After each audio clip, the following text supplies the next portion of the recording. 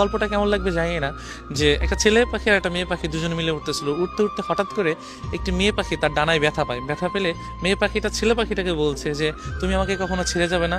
ছেলে পাখিটা ওই কথা শুনে মেয়ে পাখিটাকে বললো যে তোমাকে আমি কোনোদিনও ছেড়ে যেতে পারবো না। সেই কথা বলে তার একটি ডানা সে ভেঙে ফেলার পরে তাদের অনেক দিন পর একটা তুফান আসে, মানে একটা ঝড় আসে।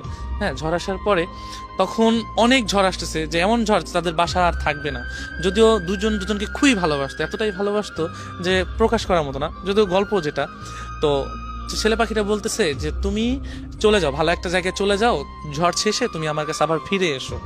তো মেয়ে পাখিটা কি করলো, যে চলে যাওয়ার পর তো অনেক ঝড় আসার পরে তখন ছেলে পাখিটা ওই ঝড়ে মারা যাওয়ার পরে তো ঝড় শেষে মেয়ে পাখিটা আসার পরে দেখছে যে নিচে লেখা যে তুমি যদি একটিবার বলতে যে আমি তোমাকে ছেড়ে কখনো যাব না, তবে আমি এই ঝড়টাকে যত কষ্টই হোক পার করে দিতাম, আমরা দুজন সারা জীবন একসাথেই থাকতাম। তো এই লেখাটা দেখে মেয়ে পাখিটা কান্না করছে। সো কান্না করে কি হবে?